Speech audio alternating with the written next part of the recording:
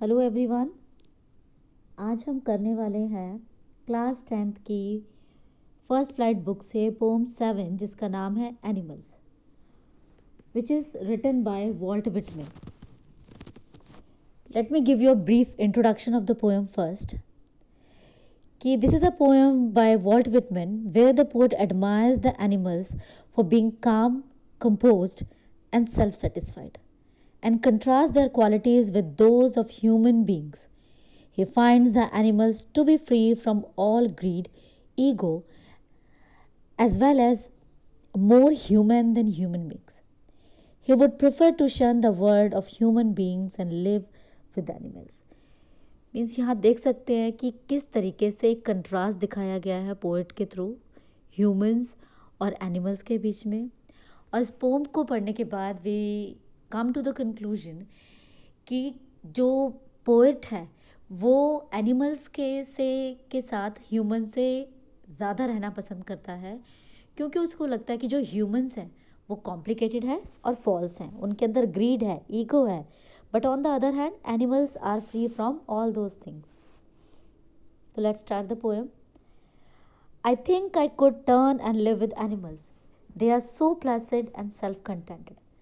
अब first paragraph में ही यहाँ पोर्ट अपनी इच्छा जता रहा है कि वो काश वो को ये कहते हैं कि मैं ये सोचता हूँ कि मैं वापस जाकर एनिमल्स के साथ रह सकूं, क्योंकि उनको एनिमल्स बहुत काम लगते हैं, पीसफुल लगते हैं, क्वाइट लगते हैं, कंटेंटेड लगते हैं। प्लासिड मीन्स काम एंड पीसफुल, और सेल्फ कंटेंटेड मीन्स अपने आप में जो संतुष्ट रहने वाले, उन्हें किसी और से कोई परवाह नहीं है, जैसे कि इंसानों को होती है कि ये भी चाहिए वो भी चाहिए, ग्रीड होती है कि दूसरों की लाइफ में क्या चल रहा है उसमें इंटरफेयर करने के। लेकिन एनिमल्स का इससे कोई लेना देना नहीं है। I stand and look at them long and long. अब यहाँ वॉल्ट विटमैन कहते हैं कि मैं उनके साथ रह सकता हूँ और काफ़ी देर तक, ये मेरी डिज़ायर भी है। लॉन्ग एंड लॉन्ग यहाँ पर पन को यूज़ किया गया है, जिसमें एक वर्ड के दो मीनिंग निकलते हैं कि मैं बहुत समय तक उनको देख सकता हूँ, एनिमल्स को, उनके साथ रह सकता हूँ, और ये मेरी डिज़ायर है बहुत लंबे समय से कि मैं उनके साथ रहूँ, उनके साथ अपना टाइम बिताऊँ। क्यों? क्योंकि वो इंसानों के अंदर जो ग्रीड और जो ईगो है वो उन सबसे फ्री हैं। They do not sweat and wine about their condition.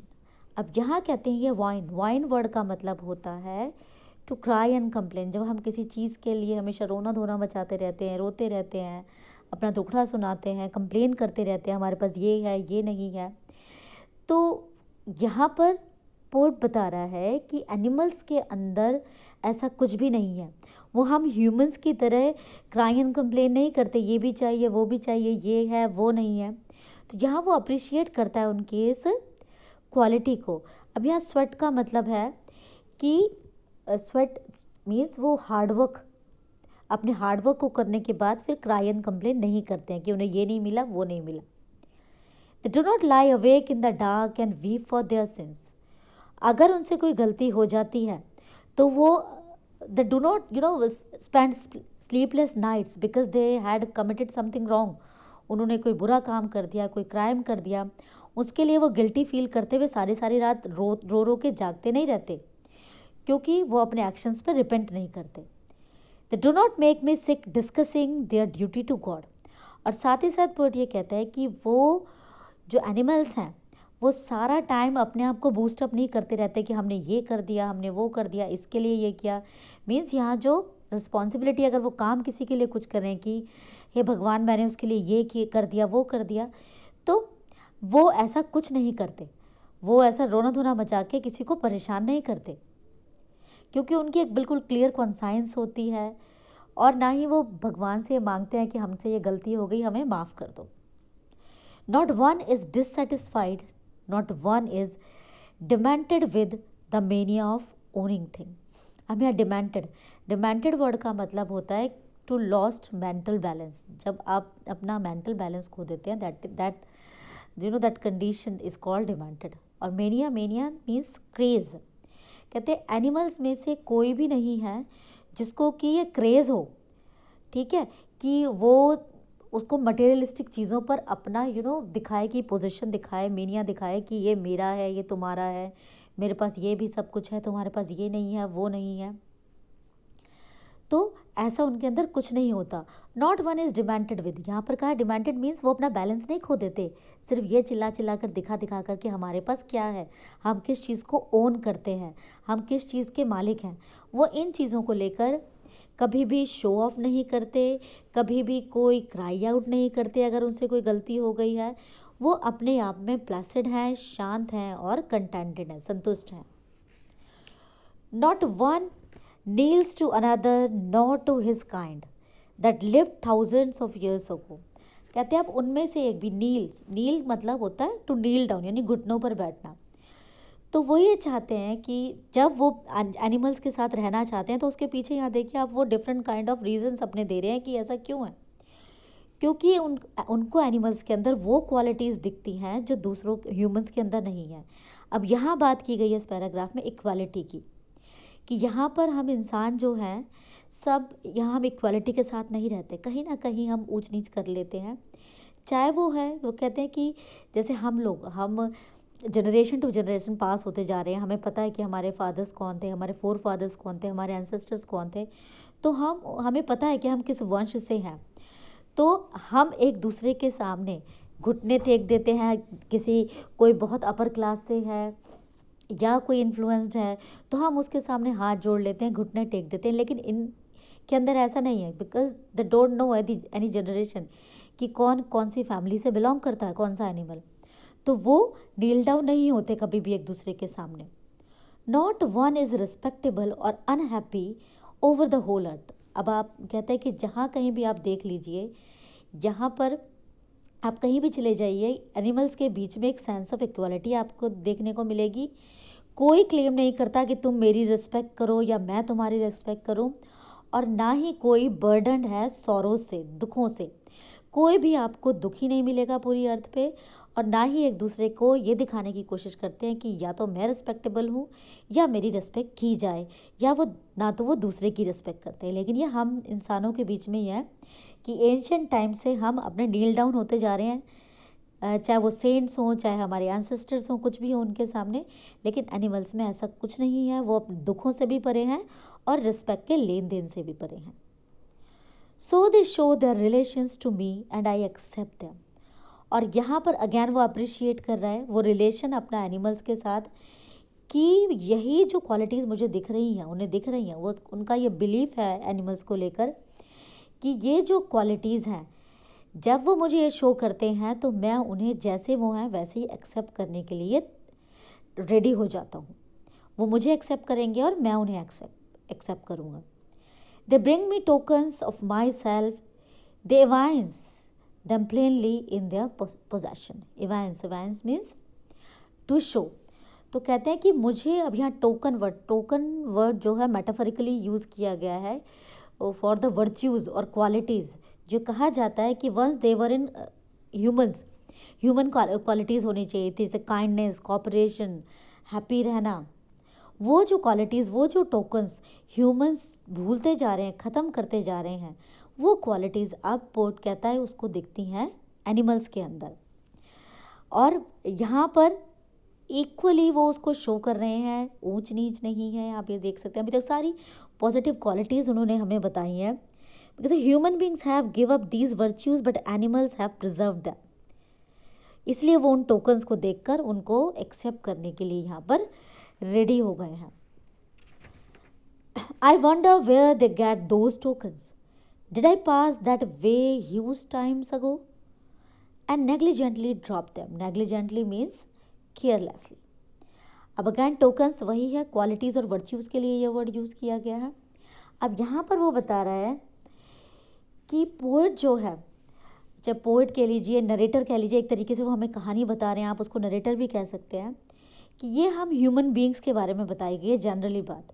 Poet का ये मानना है कि कभी पुराने समय में ह्यूमन बींग्स जो थे उनके अंदर बहुत अच्छी अच्छी वर्च्यूज़ थी, गुण थे, चाहे वो मॉडेस्टी है, कंटेंटमेंट है, इनोसेंस है, काइंडनेस है, सेल्फलेसनेस है। ये सभी क्वालिटीज़ कभी क्या हुआ करती थी, ह्यूमन बींग्स की होती थी। लेकिन धीरे धीरे धीरे समय के साथ साथ वो इन सारी क्वालिटीज़ को भूलते जा रहे हैं, छोड़ते जा रहे हैं। और अब ये क्वालिटीज़ कहाँ मिलती हैं? एनिमल्स के अंदर उन्हें देखने को मिल रही हैं। इसलिए यहाँ पर वो पॉइंट आउट कर रहे हैं कि उन्होंने एनिमल्स को पिक किया क्योंकि उनके पास ये सारी वर्च्यूज़ हैं, ये अच्छे गुण हैं, ये ट्रेड्स हैं, ये क्वालिटीज़ हैं जो कि ह्यूमन बींग्स ड्रॉप कर चुके हैं gradually with the passage of time, वो एनिमल्स पोजेस करते हैं। और यहाँ पर पोएट ये भी कहना चाहता है कि एनिमल्स ने जितनी भी अच्छी क्वालिटीज़ हैं उनको पोजेस करके एक एडमायरेबल प्लेस बना लिया है पोएट के दिल में, ठीक है।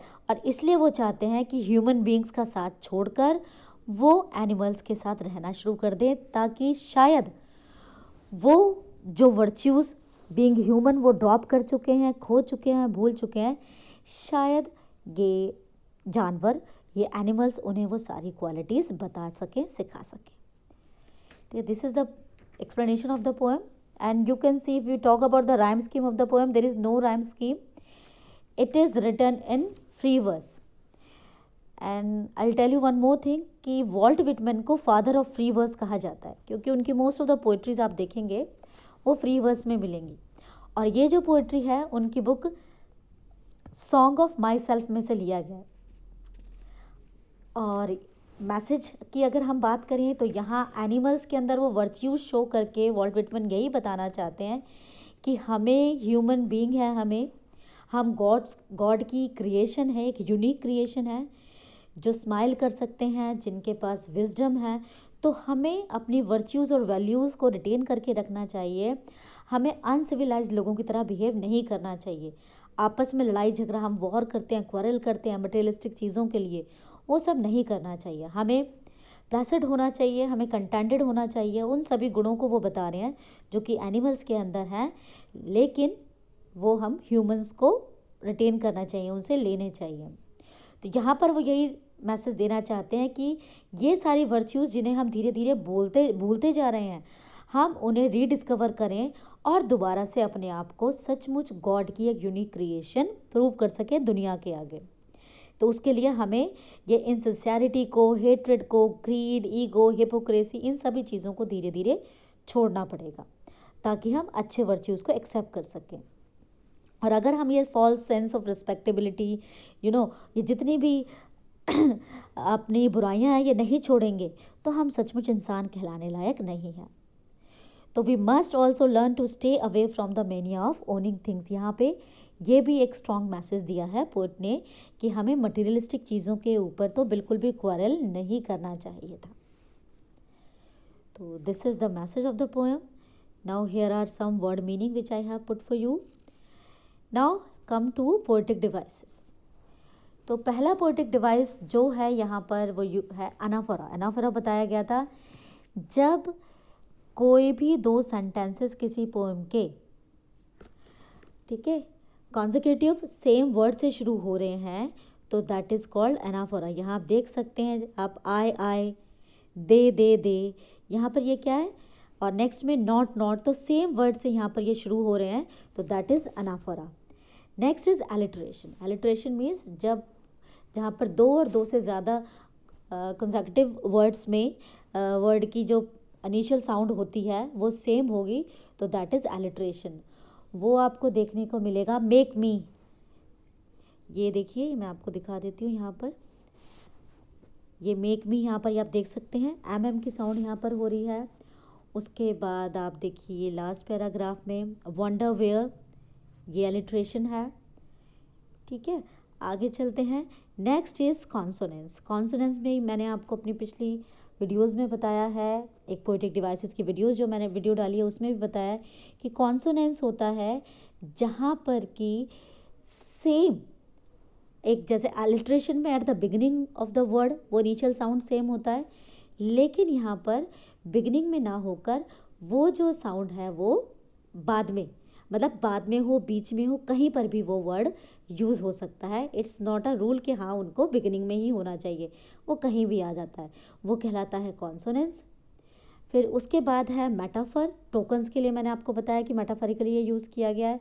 रेपिटेशन यहाँ पर कई वर्ड्स का दे रखा है, वो आप देख सकते हैं। देन पन वर्ड जो मैंने आपको लॉन्ग एंड लॉन्ग में बताया था पहले भी during explanation of the poem कि जब एक शब्द के अंदर दो मीनिंग छुपे होते हैं दैट इज कॉल्ड पन. Long and long, long means एक समय के लिए यूज किया गया है, और दूसरा लॉन्ग जो वर्ड है वो यूज किया गया है डिजायर के लिए. जब हम किसी चीज के लिए डिजायर, हम लॉन्गिंग करते हैं, हम डिजायरस होते हैं, दैट इज कॉल्ड पन.